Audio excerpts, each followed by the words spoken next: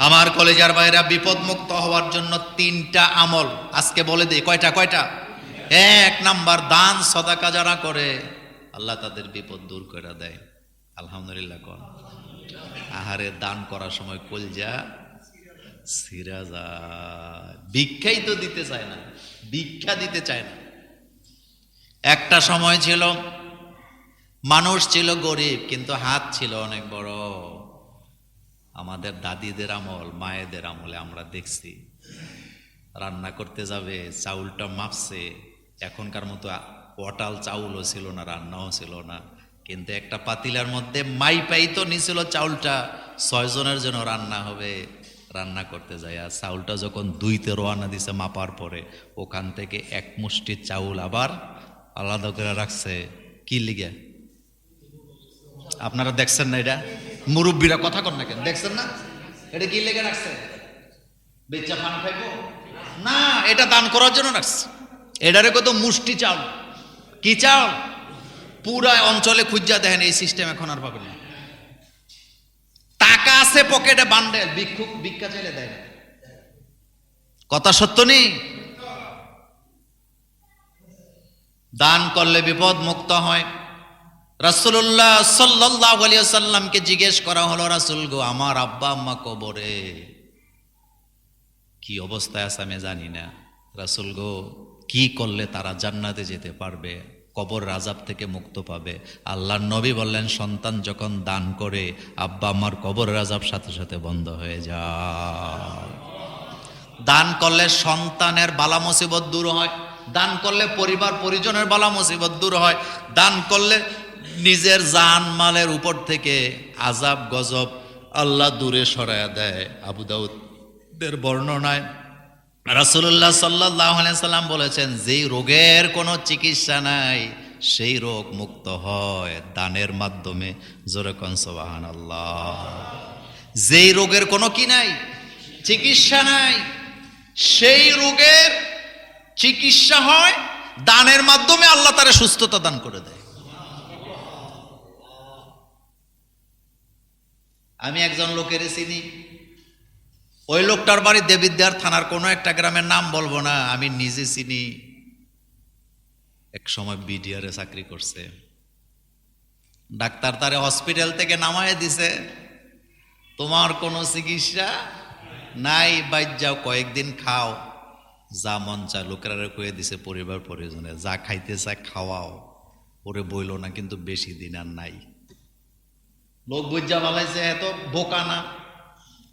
বাড়িতে আইসা সিদ্ধান্ত নিছে, আমার যা আছে সম্পদ 2 ভাগ করে অর্ধেক মসজিদ মাদ্রাসা আল্লাহ রাস্তায় দিয়ে দেবো, বাকিটি পরিবারের জন্য দেবো, কারণ আমি তো জানি আমি বাঁচব না। এই লোক, ঘটনা হলো 2013-14 সালের কথা বলতেছি আপনারে, এখনো জীবিত। আরো আসতে আলহামদুলিল্লাহ কোন। এখনো জীবিত।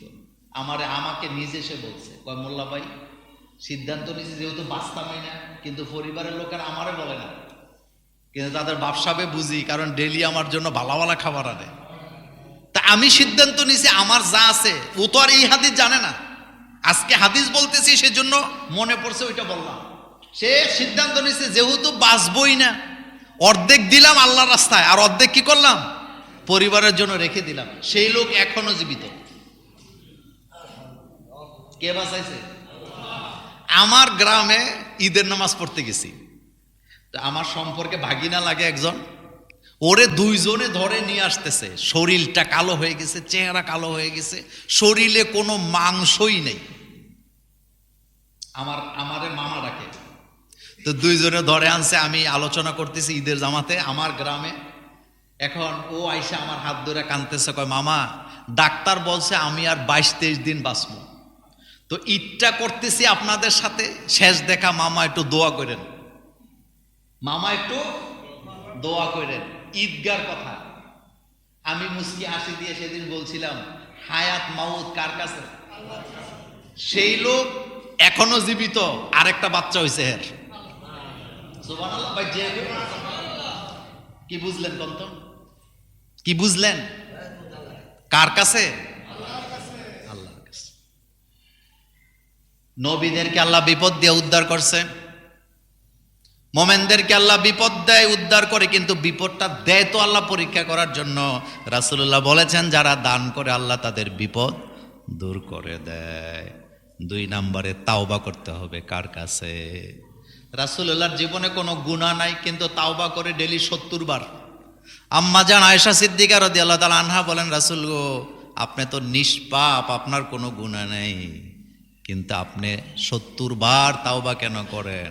রাসূল বলেন, আয়েশা রে, আমি তো তাওবা করি আমার আল্লাহর শুকরিয়া করার জন্য। তাওবার মধ্যে আল্লাহর শুকরিয়া আছে না? আস্তাগফিরুল্লাহ বলেন। নামাজে সালাম ফিরাইয়া কি বলবেন? নামাজে সালাম ফিরাইয়া প্রথমে বলবেন আস্তাগফিরুল্লাহ, অথবা প্রথমে বলবেন আল্লাহু আকবার। দুইটাই সহিহ হাদিস দ্বারা প্রমাণিত। নামাজে সালাম ফিরাইয়া বলবেন আল্লাহু আকবার, আস্তাগফিরুল্লাহ আস্তাগফিরুল্লাহ আস্তাগফিরুল্লাহ কয়বার? অথবা নামাজে সালাম ফিরাইয়া বলবেন আস্তাগফিরুল্লাহ আস্তাগফিরুল্লাহ আস্তাগফিরুল্লাহ কয়বার? দুইটাই সহিহ হাদিস দ্বারা প্রমাণিত। আমার কলিজার ভাইয়ারাম, তাহলে 2 নাম্বার আমল হলো যারা ইস্তেগফার করে, তাওবা করে। ইস্তেগফার করে তাওবা কিন্তু আমরা ভুলে যেতেছি। তাওবার মানেই হলো নিজের আমলকে পরিশুদ্ধ করার জন্য হিসাব কিতাব করা। আমি আজকে কার কার ক্ষতি করলাম, কয়টা ভালো কাজ করলাম, কয়টা খারাপ কাজ করলাম, এইটারে বলে তাওবা। এটারে কি কয়? তাওবা। কিন্তু মানুষের গিবতও করতেছে, আবার মসজিদে যে আস্তাগফিরুল্লাহ, লাভ হইব নি? না গিবতটা সারাটাও তো তাওবা। 3 নম্বরে দুরুদ পড়া। বলেন কি পড়া? আল্লাহুম্মা সাল্লি আলা সাইয়্যিদিনা মুহাম্মাদিন নাবিয়্যিল উম্মিয়্যি ওয়া আলিহি ওয়া আসহাবিহি আজমাইন ওয়াসসালাতু ওয়াসসালামু আলা রাসূলিল্লাহ, অথবা বিসমিল্লাহি ওয়াসসালাতু ওয়াসসালামু আলা রাসূলিল্লাহ। দুরুদ পড়বেন, যে যেটা। অনেক দুরুদ আছে হাদিসে, সেটা আরেক দিন আলোচনা করবে। এখন আসেন, এই যে আমাদের মনের মধ্যে অনেক সময় দুশ্চিন্তা আসে না? দুশ্চিন্তা আসে। এই দুশ্চিন্তা দূর করার জন্য একটা দোয়া আছে, লা ইলাহা ইল্লাল্লাহ। বলেন লা ইলাহা, লা হাওলা ওয়ালা কুওয়াতা ইল্লা বিল্লাহ। বলেন লা হাওলা ওয়ালা কুওয়াতা ইল্লা বিল্লাহ।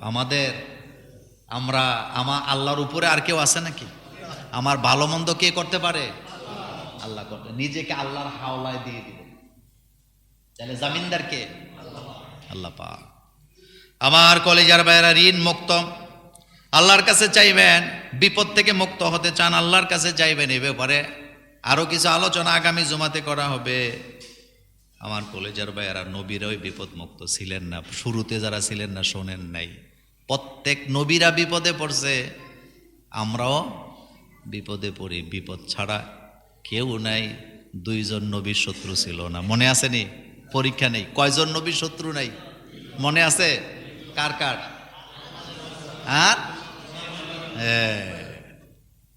আদম আলাইহিস সালামের কোনো শত্রু ছিল না। আরেকজন কি বলছি?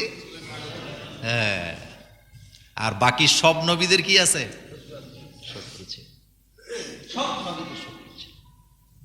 আর পরীক্ষা দেওয়ার ক্ষেত্রে কোন নবীকে আল্লাহ ছাড় দেয় নাই। আদম আলাইহিস সালামও পরীক্ষা দিচ্ছে। হযরত আদম আলাইহিস সালাম জীবিত থাকা অবস্থায় এক ছেলে আরেক ছেলেরে কি করছে? হত্যা করছে। আদম আলাইহিস সালাম জীবিত। এই যে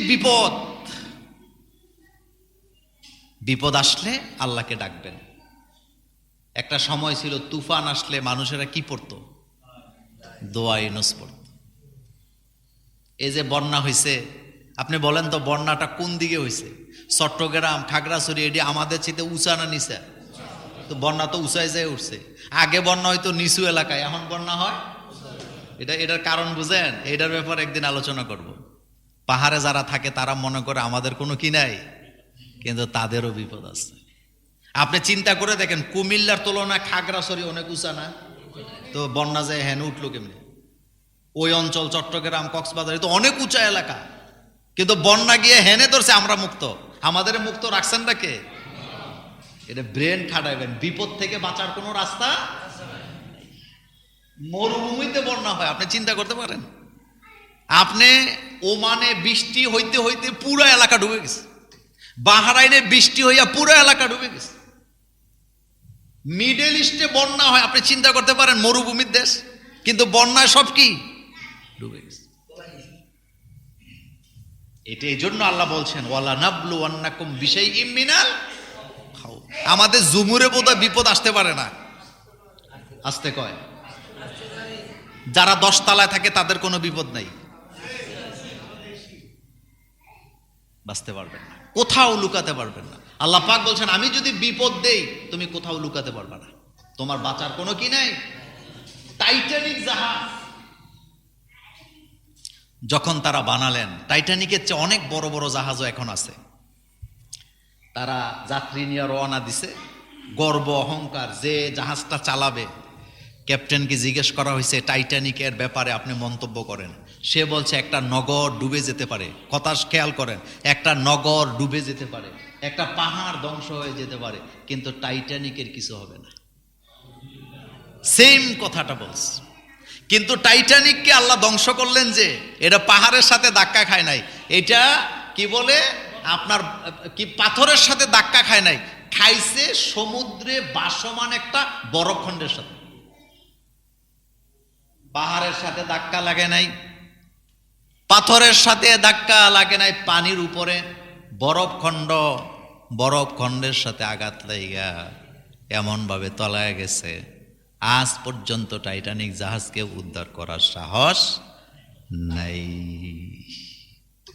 মানুষের ক্ষমতা যে কত দুর্বল আপনি চিন্তাও করতে পারবেন, মানুষ যে কত অসহায়। ভূমিকম্প শুরু হইলে বোঝা যায়, ভূমিকম্প শুরু হইলে বোঝা যায়। আল্লাহ কোরআনুল কারিমে বললেন, ছাত্র জীবনে এই আয়াতটার মর্ম বুঝি নাই, আল্লাহ পাক কোরআনে বললেন মহাসমুদ্রে তারা যখন বিপদে পড়ে তখন তারা আল্লাহ ছাড়া তাদের মুখ দিয়ে আর কারো নাম আসে না। এটার ব্যাখ্যা পড়লাম তখন যে ঈমান আনুক চাই না আনুক, হোক আস্তিক হোক নাস্তিক, হোক মুসলিম বা অন্য ধর্মের লোক, কিন্তু মহাসমুদ্রে যখন বিপদে পড়ে আল্লাহ বলতেছে তাদের মুখ দিয়ে কার নাম, এই জিনিসটা বুঝি নাই ছাত্র জীবনে। কিন্তু ঢাকা থেকে বিমানে যশোর যাচ্ছিলাম, সেদিন আমি বিমানের মধ্যে, বিমান ঝড়ের কবলে পড়ার কারণে আমি দেখছি প্রত্যেকটা মানুষ, আমাদের সাথে বাইরের লোকও ছিল, বাংলাদেশিও ছিল, হিন্দু মহিলারা টিপ দিয়ে রাখছে, আমি নিজে সাক্ষী, আমি নিজে দেখছি সবাই বিমানের ভিতরে আল্লাহ আল্লাহ আল্লাহ আল্লাহ করে চিৎকার। তখন আর কারো কথা মনে থাকে না, একজনকেই ডাকা লাগে, তিনি কে? তিনি আল্লাহ। এজন্য বিপদে যখন পড়ব খালেস ভাবে কাকে ডাকবো বলেন? কাকে ডাকবেন? আল্লাহকে ডাকবেন। আল্লাহ যেন আমাদেরকে কবুল করেন, আমরা বলি আমিন।